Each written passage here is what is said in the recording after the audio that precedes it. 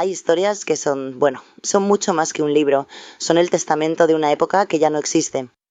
Nos vamos a asomar a una de ellas, el testimonio de Neus Riera y cómo capturó una era única, casi mágica, en la pequeña isla de Formentera. Y es que esta frase, la verdad, lo clava. Evocaciones. Aquellos días felices en La Mola. Define perfectamente el tono de lo que vamos a ver. Es la historia de una vida vivida a contracorriente, en un lugar que fue, al menos por un tiempo, una especie de paraíso perdido. A ver, ¿por qué alguien escribe un libro así? La respuesta no tiene nada que ver con la fama ni el dinero, sino con algo mucho más profundo. Es un acto de amor y la necesidad de dejar un legado. Aquí está la clave de todo, la verdadera motivación de Neus Riera. Se dio cuenta de que ese mundo que ella había vivido, esa Formentera salvaje y esa comunidad tan especial de La Mola, se estaba desvaneciendo. Y para que sus nietos pudieran conocerlo, empezó a escribir. Fue un proyecto que le llevó años, tantos como para ver nacer a 5 nietos más. Pero para entender cómo llegó a esa vida, tenemos que irnos para atrás, a sus primeros años, porque su historia es en realidad una historia de rebelión, una rebelión personal contra todo lo que la sociedad esperaba de ella. Es que el contraste es brutal. Por un lado, la vida que le tocaba por narices en esa época, y por otro, el camino radical que ella decidió tomar, pasar de la moral franquista a la contracultura, o de depender de un marido a luchar por su propia independencia a través de los estudios. Vamos, una ruptura total con su mundo. Y es que claro, su punto de partida era este.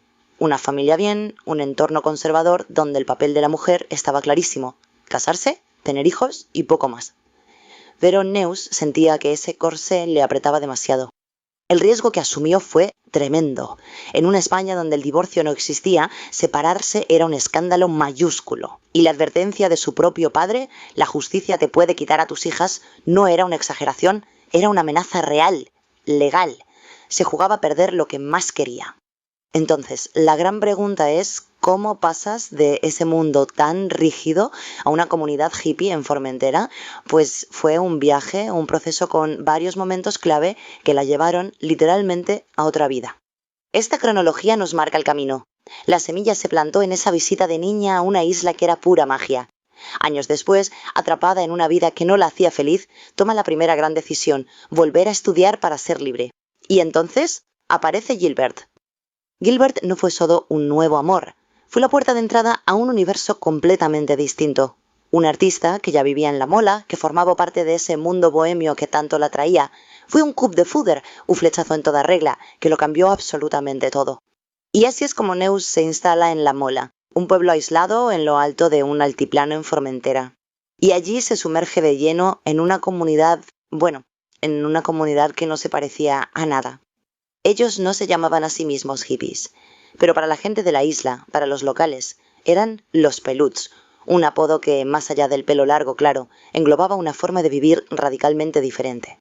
Y el código social que tenían era una pasada, una especie de reglas no escritas que rompían con todo. No importaba de dónde venías, quién era tu familia o a qué te habías dedicado.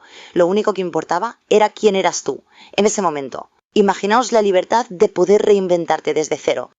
Y esa comunidad, lógicamente, creó sus propios lugares de encuentro. El taller Blau de Gilbert era el corazón artístico. Safira, el famoso mercadillo, nació para darle vidilla al pueblo.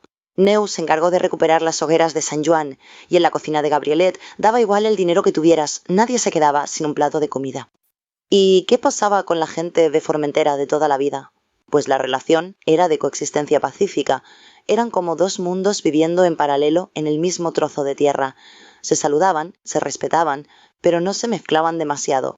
Pero claro, como suele pasar con las utopías, esta también tenía fecha de caducidad.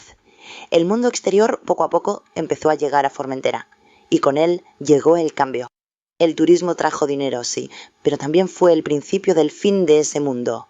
Los payeses empezaron a dejar el campo para dedicarse a la nueva industria, y el aislamiento mágico que había permitido que floreciera la comunidad de La Mola simplemente se evaporó.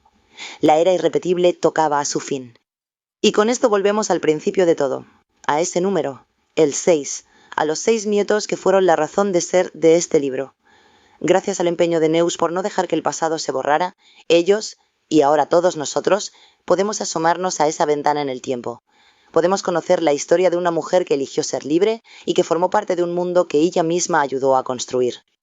La historia de Neus nos recuerda la importancia de la memoria, de contar nuestras historias. Nos hace pensar en esas eras irrepetibles de nuestras propias vidas y en lo importante que es, encontrar la manera de que no se pierdan para siempre. Evocaciones. Aquellos días felices en La Mola. Desde sencillez y orden.es y radiosapiens.es.